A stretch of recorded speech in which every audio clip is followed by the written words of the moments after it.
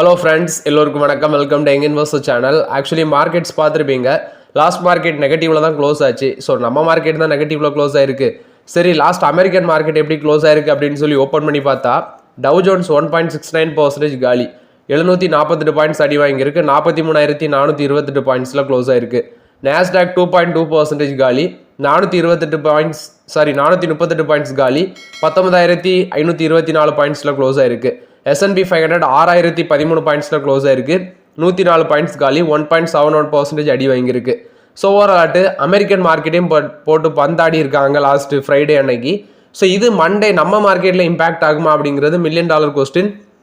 Wait பண்ணி பார்க்கலாம். Maybe impact ஆகலாம். நம்ம மார்க்கெட் ஸ்டில் வந்து ப்ரெஷரில் தான் இருக்குது.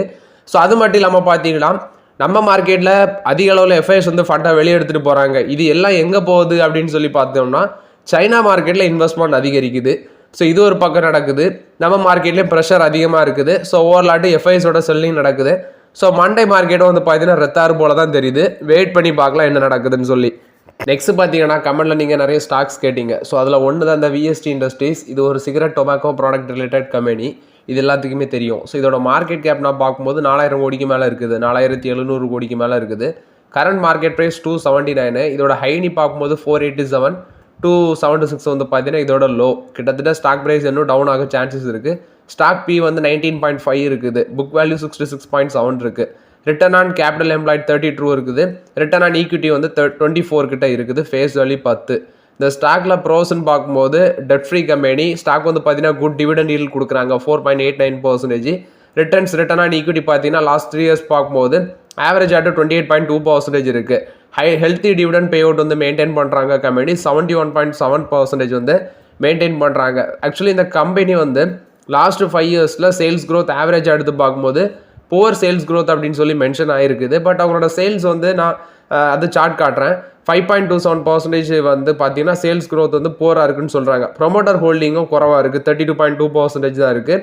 155 கோடி வந்து அதர் இன்கம்ல வந்து ஏர்னிங்ஸ் வந்துருக்குன்னு சொல்கிறாங்க. ஸோ இதெல்லாம் ஒரு ஃபேக்டராக இருந்தாலும் அவங்களோட ஃபினான்ஷியல் ஸ்டேட்மெண்ட் எடுத்து பார்க்கும்போது சேல்ஸ் வந்து பார்த்தீங்கன்னா மார்ச் 2024 குவார்ட்டர்ஸில் 375 கோடியாக இருந்தது. இப்போ டிசம்பர் 2024 367 கோடியாக குறைஞ்சிருக்கு. அதுக்கு இடையில இந்த ஜூன் குவார்ட்டர், செப்டம்பர் குவார்ட்டர், அந்த 2 குவார்ட்டரும் பார்த்தீங்கன்னா ஜூன் குவார்ட்டரில் 321 கோடியாக குறைஞ்சிருக்கு. செப்டம்பரில் 360 கோடியாக இன்க்ரீஸ் ஆயிருக்கு. டிசம்பரில் இன்க்ரீஸ் ஆயிருக்கு. பட் நல்லா தான் பண்ணியிருக்கிறாங்க. எக்ஸ்பென்சஸும் இன்க்ரீஸ் ஆயிருக்கு கண்டினியூஸாட்டு. அது போக அவங்களோட ப்ராஃபிட் பிஃபோர் டேக்ஸும் இன்க்ரீஸ் ஆயிருக்கு. நெட் ப்ராஃபிட்டும் பார்த்தீங்கன்னா இன்க்ரீஸ் ஆயிருக்கு. ஆனால் மார்ச் குவார்ட்டரை கம்பேர் பண்ணும்போது ஜூன் குவார்ட்டர், செப்டம்பர் குவார்ட்டர் அடி வாங்கியிருக்கு. அதுக்கப்புறம் டிசம்பர் குவார்ட்டர் நல்லா பண்ணியிருக்கிறாங்க. பட் நல்ல ஒரு கம்பெனி தான். ஆல்மோஸ்ட் டெட் ஃப்ரீ தான். பட் ஆப்பர்ச்சுனிட்டி VST இண்டஸ்ட்ரீஸில் இருக்கானா இது ஒரு ஸ்மால் கேப் கம்பெனி. நம்ம வந்து தைரியம் இறங்க முடியாது. ப்ரொமோட்டர் ஹோல்டிங்கும் கம்மியாக இருக்குது. அது மட்டும் இல்லாமல் பார்த்தீங்கன்னா ITC ரேஞ்சுக்கு ட்ரஸ்டட் பண்ண முடியுமாங்கிறது $1 million கொஸ்டின். காட்ஃப்ரே ஃபிலிப்ஸை கம்பேர் பண்ணும்போது வேல்யூஷன் சீப்பாக இருக்குது. பட் நிதானமாக யோசித்து நீங்கள் ஒரு செல்ஃப் அனாலிசிஸ் பண்ணிவிட்டு இதை யூஸ் பண்ணலாங்கிறது என்னோட கருத்து VST இண்டஸ்ட்ரீஸில். பட் நான் இப்போதைக்கு வெயிட் தான் பண்ணுறேன். இதில் வந்து ஆப்பர்ச்சுனிட்டி இன்னும் ஒரு P ரேஷியோ 15 கீழே வர பட்சத்தில் வந்து இதை யூஸ் பண்ணலான்னு இருக்கிறேன் VST இண்டஸ்ட்ரீஸ். ஸோ கொஞ்சம் வெயிட் பண்ணுறது நல்லதுங்கிறது என்னோட கருத்து இதில். நெக்ஸ்ட் பார்த்தீங்கன்னா IDFC ஃபர்ஸ்ட் பேங்க். இந்த பேங்கை பற்றி நிறைய பேர் மாற கேட்டுகிட்டே இருக்கிறீங்க. இந்த பேங்க் வந்து 60-50 காசில் லாஸ்ட் மார்க்கெட்டில் க்ளோஸ் ஆச்சு. ஆக்சுவலி இது வந்து பார்த்தீங்கன்னா ஒருத்தான ஸ்டாக் தான் லாங் டேர்முக்கு. பட் நிறைய பேர் வந்து நம்ப மாட்டீங்க. ஸோ நம்பட்டா இதில் வந்து ஒதுங்கிருங்க. அதான் என்னோட கருத்து. இந்த பேங்க் வந்து பார்த்தீங்கன்னா நான் ஆப்பர்ச்சுனிட்டி கிடைக்கும் போதெல்லாம் கொஞ்சம் யூஸ் பண்ணிட்டு தான் இருக்கிறேன். இந்த பேங்க் வந்து நான் கன்சிடர் பண்ணதுக்கு அப்புறமே 100 ரூபா டச் பண்ணிவிட்டு அதுலேருந்து இறங்கி இப்போ 60 ரூபாலாம் வந்திருக்கு. நீங்கள் நிறைய பேர் பார்த்துருப்பீங்களா என்னவோ தெரில. யாராவது நீங்கள் அந்த பேங்கை கன்சிடர் பண்ணி 100 போயிட்டு அதுக்கப்புறம் டவுன் வந்ததை நீங்கள் யாராவது பார்த்துருக்கீங்களான்னு தெரில. அதாவது ஹோல்ட் பண்ணுறவங்க. நான் வந்து கன்சிடர் பண்ணி 100 டச் பண்ணிவிட்டு இப்போ இங்கே வந்து நிற்குது இந்த பேங்கு.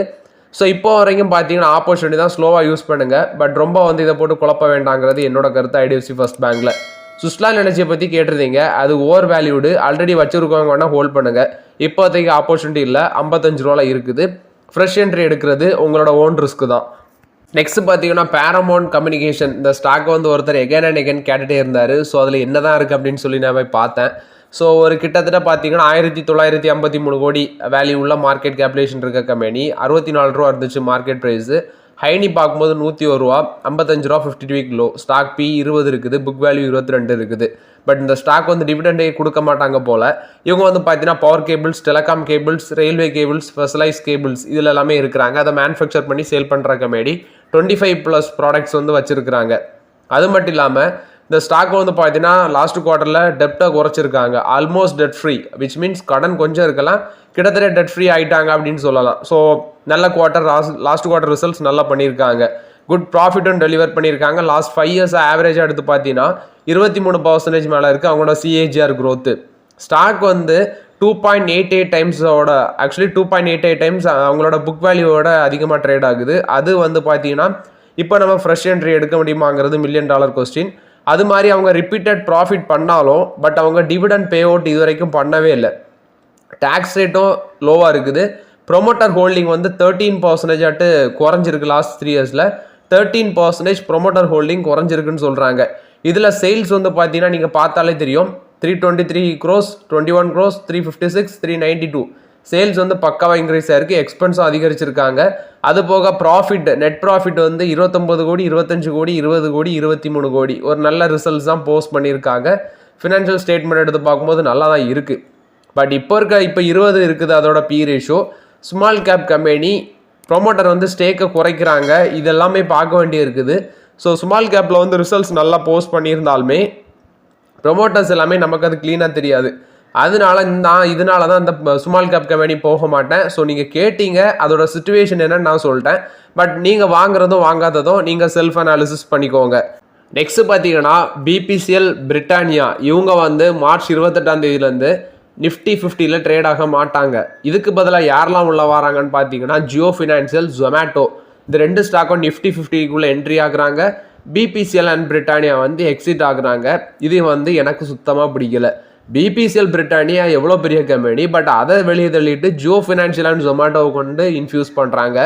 இது வந்து பார்த்தீங்கன்னா மார்ச் 28 எஃபெக்டிவ்க்கு வருது. பட் எனக்கு இது வந்து பிடிக்கல. உங்களோட கருத்து என்னன்னு சொல்லுங்கள். ஏன்னா பிபிசிஎல் பிரிட்டானியா வந்து பார்த்தீங்கன்னா அதிக அளவில் பிஸ்னஸ் இன்ஃப்ராஸ்ட்ரக்சர் வச்சிருக்க கம்பெனி. பட் ஜொமேட்டோட்டெல்லாம் அவ்வளோ பிஸ்னஸ் இருக்கான்னு தெரில. அது மாதிரி ஜியோ ஃபினான்ஷியல்ட்டும் இருக்கான்னு தெரில. ஸோ இது வந்து பிபிசிஎல் பிரிட்டானியா வெளியே போகிறாங்க, ஜொமேட்டோ ஜியோ ஃபினான்ஷியல் உள்ளே வராங்க மார்ச் 28 நெக்ஸ்ட் பார்த்தீங்கன்னா அந்த டாடா கோல்டு ETF அதை பற்றி எக்ஸ்பிளைன் பண்ணுங்கன்னு கேட்டிருக்கீங்க. $8.52 இருக்குது. ஸோ அது வந்து ஒர்த் பையிங்க அந்த லாங் டேர்முக்கு ப்ரெசன்ட் சுச்சுவேஷனில். கோல்டு ETF அது மாதிரி கோல்டு பிசி இதெல்லாம் எப்படின்னா, ஆக்சுவலி கோல்டோட ப்ரைஸ் வந்து இப்போ ஒருத்தங்களால் $60,000 $70,000 கொடுத்து வாங்க முடியாதவங்க அந்த கோல்டு பீஸில் வந்து $50 $60 இருந்தாலும் இன்வெஸ்ட்மெண்ட் பண்ணலாம் அப்படிங்கிற ஒரு இன்வெஸ்ட்மெண்ட் டெக்னிக் தான். இதில் வந்து நீங்கள் எவ்வளோ ரூபா கட்டுறீங்களோ அதுக்கு ஈக்குவலானா உங்களுக்கு கோல்டு கேல்குலேட் ஆகி அது வரும். அதான் கோல்டு பீஸ், கோல்டு ETF. ஆனால் இது வந்து எது பெஸ்ட்டு அப்படிலாம் கிடையாது. டாடா கோல்டு ETF பெஸ்ட்டு தான். நீங்கள் $8 கொடுக்குறீங்கன்னா அதுக்குள்ளே கோல்டு கேல்குலேட் ஆகும். நிப்பான் கோல்டு பீஸும் ஒன்று தான். அது வந்து நீங்கள் $50 $55 இருக்கும்னு நினைக்கிறேன். அதுக்குள்ளே கோல்டு அதில் கேல்குலேட் ஆகும். டாடா கோல்டு ETF வந்து பார்த்தீங்கன்னா $8.52 அதுக்குள்ளே வேல்யூ கேல்குலேட் ஆகும். ஸோ அது வந்து $80,000 கொடுத்து நம்ம வந்து டேரெக்டாக வாங்குறதுக்கும் இதில் வந்து $50 இருந்தாலும் அதுக்கு ஈக்குவலாக கோல்டு வாங்குறதும் பெட்டர். அதனால தான் சொல்கிறது. கோல்டோட ப்ரைஸ் மேலே போனால் கோல்டு ETF, கோல்டு பீஸ்லாம் மேலே போகும். அதுதான் இந்த இன்வெஸ்ட்மெண்ட்டு. ஸோ இது பெஸ்ட்டாக அது பெஸ்ட்டானலாம் கிடையாது. பட் நிப்பான் கோல்டு பீஸ் பெஸ்ட்டுன்னு நான் ஃபீல் பண்ணுறேன். நெக்ஸ்ட் வந்து NSDL, CDSL. இது வந்து NSDL வந்து இப்போ மார்க்கெட்டுக்குள்ளே என்ட்ரி ஆகுது. ஸோ CDSL இப்போ பை பண்ணலாமா பிரதர் அப்படின்னு சொல்லி ஒருத்தர் கேட்டிருக்காரு. ஸோ NSDL மார்க்கெட்டுக்குள்ளே என்ட்ரி ஆகுதுன்னு சொல்லி ஹை வேல்யூவில் இருக்க CDSL வந்து 47 P இருக்கிற பங்கை போய் நம்ம எப்படி வாங்க முடியும்? அதெல்லாம் வந்து கேள்வியே தப்பு. ஸோ NSDL உள்ள வராங்கன்னு சொல்லி ஒரு ஹைலி ஓவர் வேல்யூட் பங்கெல்லாம் இப்போதைக்கு வாங்க முடியாது. ஸோ தயவு செய்து வெயிட் பண்ணுங்கள்.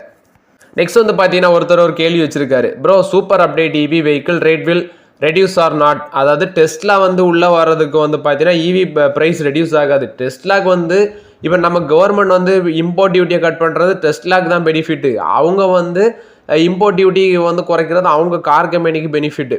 ஆனால் அவன் வந்து நமக்கு கார் வந்து குறைஞ்ச ப்ரைஸில் தருவான்னா அது $1 மில்லியன் கொஸ்டின். இப்போது எலன் மஸ்கோட டெஸ்லா வந்து 21 lakhs தான் மினிமம் ப்ரைஸ் ஃபிக்ஸ் பண்ணியிருக்காங்க. அது எனக்கு தெரிஞ்சு எக்ஸோரூம் ப்ரைஸ் தான். அது இங்கே சேலுக்குலாம் வரும்போது 30 lakhsலாம் வந்துடும் நினைக்கிறேன். அது எப்படின்னு தெரில. பட் இப்போ டாடா மோட்டர்ஸ் நமக்கு என்ன ஆஃபர் பண்ணியிருக்காங்கன்னா, நான் லாஸ்ட் வீடியோவில் அப்டேட் பண்ணியிருந்தேன். லாஸ்ட்டாக அதுக்கு முந்தின வீடியோவில் சொல்லிட்டேன். 50,000 வரைக்கும் பார்த்தீங்கன்னா எக்ஸ்சேஞ்ச் போனஸ் அப்படி சில ஆஃபர்ஸ் எல்லாமே கொடுத்துருக்காங்க. அதே மாதிரி 0 down payment on road booking அதுக்கெல்லாமே அப்படிலாம் சில ஃபியூச்சர்ஸ் எல்லாமே கொடுத்துருக்காங்க. அது லாஸ்ட்டு முந்தின வீடியோவில் நான் அப்டேட் பண்ணியிருந்தேன். அதை செக் பண்ணிக்கோங்க. டாடா மோட்டர்ஸ் வந்து சில ஆஃபர்ஸ் எல்லாமே கொடுக்குறாங்க. ஏன்னா டெஸ்லாவோட காம்படிஷனை பீட் பண்ணுறதுக்கு வேண்டி சில ஆஃபர்ஸ் எல்லாமே டாடா மோட்டார்ஸ் கொடுக்குறாங்க. பட் டெஸ்லா வரட்டும், அது எப்படி ரியாக்ட் ஆகுது நம்ம இந்தியன் மார்க்கெட்டில் அப்படின்னு சொல்லி நம்ம வெயிட் பண்ணி பார்க்கலாம். நெக்ஸ்ட்டு பார்த்தீங்கன்னா டெஸ்லாவோட இவி மேனுஃபேக்சரிங் பிளான்ட் வந்து மகாராஷ்டிராவுக்கு தான் மேக்ஸிமம் அங்கே தான் போடுவாங்க அப்படிங்கிற ஒரு பேச்சு இருக்குது. ஆனால் இப்போ வந்து பார்த்தீங்கன்னா அதை இங்கே ஆந்திர பிரதேசுக்கு கொண்டு வரதுக்கு அந்த கவர்மெண்ட் வந்து முயற்சி எடுக்கிறாங்க போல். ஆக்சுவலி இங்கே ஒரு ஆர்டிக்கலில் பார்க்கும்போது அப்படி தான் இருக்குது. ஸோ டெஸ்லாவோட இவி மேனுஃபேக்சரிங் பிளான்ட்டை ஆந்திர பிரதேசுக்கு கொண்டு வரதுக்கு அவங்களும் முயற்சி எடுக்கிறாங்க. ஸோ அவங்க மட்டும் முயற்சி எடுக்க மாட்டாங்க. லாஸ்ட் டைம் வந்து பார்த்தீங்கன்னா prime minister before the election Elon மஸ்கை மீட் பண்ணும்போது ஆக்சுவலி என்ன இதுனா குஜராத் ட்ரை பண்ணாங்க, மகாராஷ்டிரா ட்ரை பண்ணாங்க, தமிழ்நாடும் ட்ரை பண்ணாங்க. ஸோ இப்போ வந்து ஆந்திர பிரதேசம் ட்ரை பண்ணுறாங்க அப்படிங்கிற அந்த ஆர்டிக்கலில் வந்துருக்குது. நெக்ஸ்ட் ஆர்விஎன்எல் பார்த்தீங்கன்னா 156 கோடி ஆர்டர் கிடச்சிருக்குன்னு சொல்லியிருக்காங்க. EPC work south western railway project அப்படின்னு சொல்லியிருக்காங்க. 156 கோடி ஒர்த் ஆஃப் ப்ராஜெக்ட் வந்து ஆர்விஎன்எலுக்கு கிடச்சிருக்குது. நெக்ஸ்ட் இந்தியன் கவர்மெண்ட் என்ன முடிவு எடுத்திருக்காங்கன்னா வெஜிடபிள் ஆயில் இம்போர்ட்டுக்கான அந்த டேக்ஸஸ் வந்து ரைஸ் பண்ண போகிறோம் அப்படின்னு சொல்கிறாங்க. எதுக்குன்னா லோக்கலில் ஃபார்மர்ஸை வந்து சப்போர்ட் பண்ணுறதுக்கு வேண்டி அப்படின்னு சொல்கிறாங்க. இது வந்து ஒரு 6 month ஆஃப் பீரியடில் வந்து பார்த்தீங்கன்னா பண்ணுவாங்க அப்படின்னு சொல்கிறாங்க. ஏன்னா லோக்கலில் டொமஸ்டிக்கில் வந்து ப்ரொடக்ஷன் பண்ணுற லோக்கல் ஃபார்மர்ஸை வந்து சப்போர்ட் பண்ணுறதுக்கு பண்ணுறோம் அப்படின்னு சொல்லி அப்டேட் கொடுத்துருக்காங்க. இது வந்து பண்ணுறாங்களா பண்ணலையான்னு சொல்லி வெயிட் பண்ணி தான் பார்க்க முடியும். கவர்மெண்ட் இதை இன்னொரு அப்டேட்டும் சொல்கிறாங்க. இந்த ஃபார்மா ப்ராடக்ட் மேனுஃபேக்சர் பண்ணுற யூனிட்ஸில் எல்லாமே இந்த இன்ஸ்பெக்ஷன் பண்ண போகிறோம் நம்மளோட கவர்மெண்ட் அப்படின்னு சொல்கிறாங்க. ஏன்னா குவாலிட்டி வந்து அங்கே நல்லா இருக்குதா அப்படின்னு சொல்லி இன்ஸ்பெக்ஷன் பண்ண போகிறாங்க. கிட்டத்தட்ட 500 ஃபார்மசிட்டிக்கல் மேனுஃபேக்சரிங் யூனிட்டில் வந்து இன்ஸ்பெக்ஷன் பண்ணுவோன்னு சொல்லி கவர்மெண்ட் தரப்பில் வந்து அப்டேட் கொடுத்துருக்காங்க. நெக்ஸ்ட் பார்த்தீங்கன்னா இந்தியாவோட பவர் செக்டார் தேவை வந்து பார்த்தீங்கன்னா அதிகரிக்கணும் அப்படின்னா, அதாவது இந்த நெட் ஜீரோ கார்பன் எமிஷன் அதை வந்து அட்டைன் பண்ணணும் அப்படின்னா $700 பில்லியன் வந்து இன்வெஸ்ட்மெண்ட் பண்ணணும் அப்படின்னு சொல்லி மோடிஸ் வந்து அவங்களோட கருத்தை தெரிவிச்சிருக்காங்க. கண்ட்ரியோட எய்ம் என்னன்னா 2070 வந்து பார்த்தீங்கன்னா நெட் ஜீரோ அந்த கார்பன் எமிஷன் வந்து அட்டைன் பண்ணுறதுக்கு பிளான் போடுறாங்க. ஸோ பவர் செக்டாருக்கு வந்து இந்தியாவோட பவர் செக்டாருக்கு $700 பில்லியன் வந்து இன்வெஸ்ட்மெண்ட் தேவைப்படுது இதை அச்சீவ் பண்ணணும் அப்படின்னு சொல்கிறாங்க. ஆக்சுவலி இவங்க வந்து 2070 அச்சீவ் பண்ணுறது நம்ம இந்தியன் கவர்மெண்டோட எய்மு. ஆனால் நெக்ஸ்ட் 10 yearsல இவ்வளோ இன்வெஸ்ட்மெண்ட் பண்ணால் தான் பவர் செக்டார் வந்து க்ரோத் பாதையில் போகும் அப்படின்னு இவங்க வந்து சொல்கிறாங்க. ஸோ நம்ம பவர் செக்டாரோட டிமாண்ட் வந்து இந்த வெயில் சீசனில் வந்து அதிகரிக்கும். ஸோ இந்த சமயத்தில் வந்து பார்த்தீங்கன்னா நம்ம already NTPC and Tata power வந்து ஃபோக்கஸ் பண்ணி கன்சிடர் பண்ணி வச்சுருக்கிறோம். ஸோ NTPC இப்போதைக்கு ஆப்பர்ச்சுனிட்டி லெவலில் இருக்குது. பட் டாடா பவர் வந்து பார்த்தீங்கன்னா 350க்கு மேலே இருக்குது. பட் அதில் இப்போதைக்கு ஆப்பர்ச்சுனிட்டி வெயிட் பண்ணலாம். எனக்கு தெரிஞ்சு 300 கீழே போகிற பட்சத்தில் ஒரு 280 270 வரும் பட்சத்தில் டாடா பவரில் ஸ்லோவாக யூஸ் பண்ணலாங்கிறது என்னோட கருத்து. ஸோ NTPC இப்போ ஒரு நல்ல ஆப்பர்ச்சுனிட்டி லெவலில் தான் இருக்குது. ஸோ ஓகே ஃப்ரெண்ட்ஸ், ஆக்சுவலி இந்த வீடியோவில் சில இம்பார்ட்டன்ட் அப்டேட்ஸ் எல்லாமே டிஸ்கஸ் பண்ணோம். அந்த வீடியோ உங்களுக்கு பயனுள்ளதாக இருக்கும்னு நினைக்கிறேன். பயனுள்ளதாக இருந்துச்சுன்னா லைக் பண்ணுங்கள், சப்ஸ்கிரைப் பண்ணுங்கள், கமெண்ட் பண்ணுங்கள். Okay friends, thank you.